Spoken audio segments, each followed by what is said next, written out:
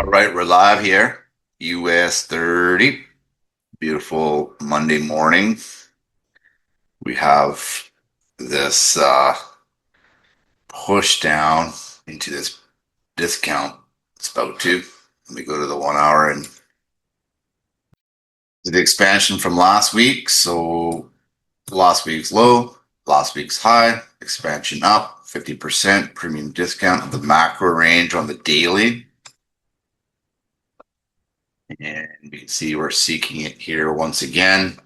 Interesting enough, this is the point of commencement POC where all the volume was trading at this price right here last week. So it's last week's POC. You can see we already come down and tagged it once.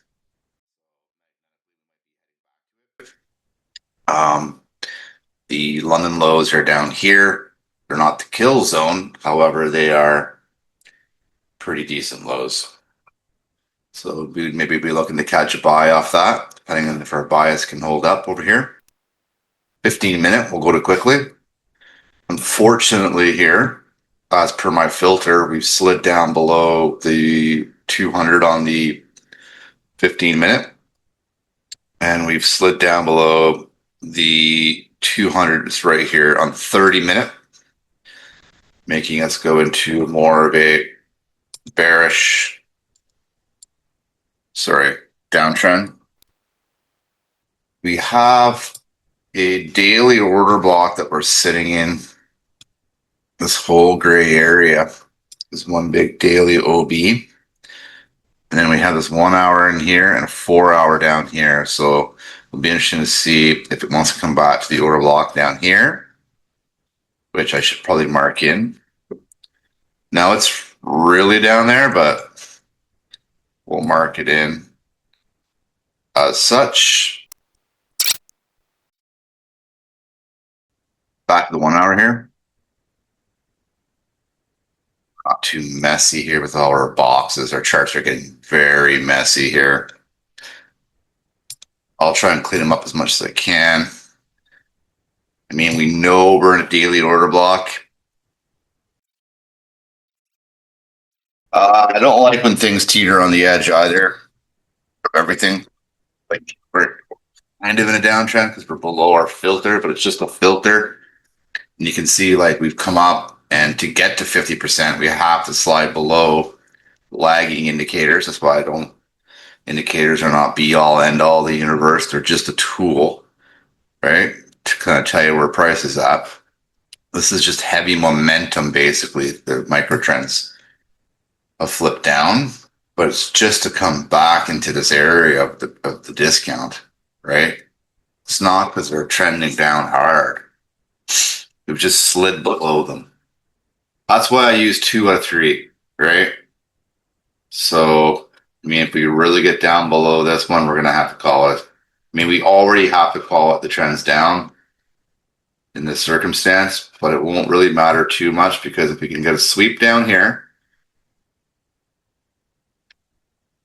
that would be wonderful.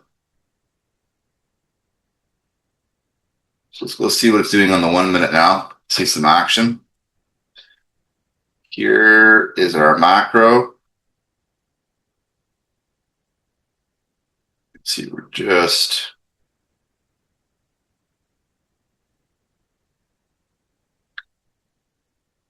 kind of coming in this area, take out stops. I just want to see generally what 50% of this little area from London is. Chances are it's going to want to take the London lows, but we don't know that for sure, do we? Never know for sure. So we're sitting right in a PD area at the moment. So a big decision I would have to make here is whether or not I would take the kill shot still, depending on the trends, right? And looking what we just did, how we slid underneath it just to come back into the discount zone. You know, I could almost say I could ignore the trend filter for this certain circumstance.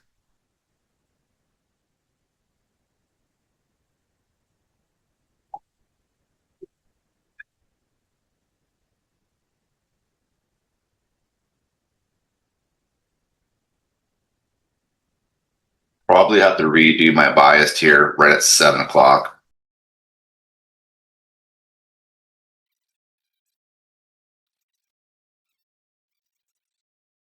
Switch over to the NinjaTrader because we do have it. Just getting an idea of the size of the candles. We're going to be using MYM for sure.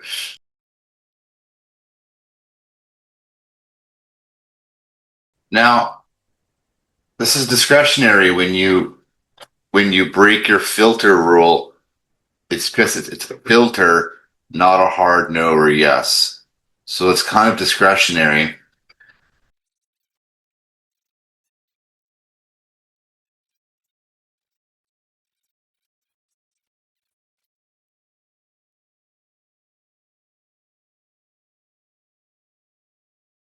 I didn't know what size of stop loss to put in here, right? Like, who knows how far it wants to come in here and stops you out.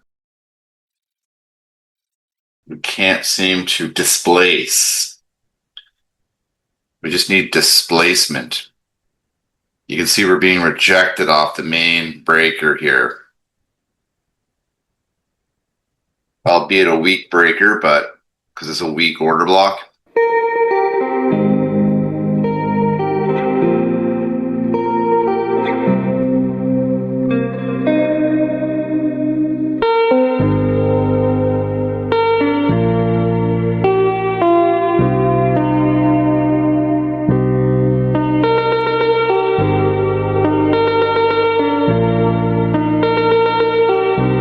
Mark this short-term low in so we have something to see that we can measure to.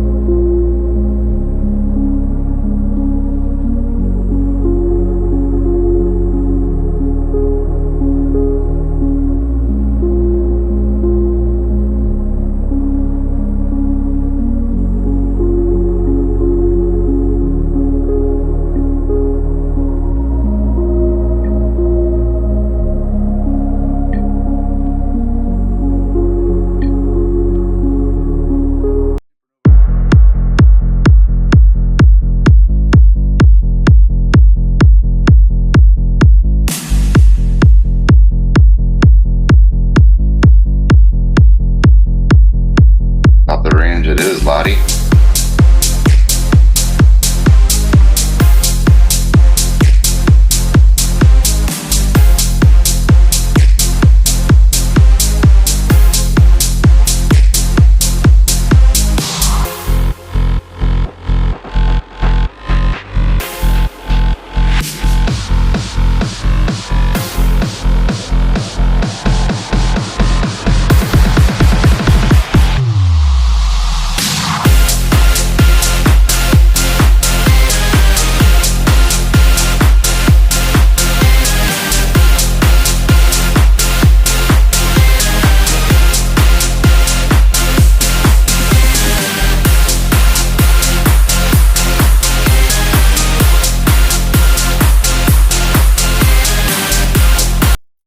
I got out before there because the high was right there. It was 100 points. That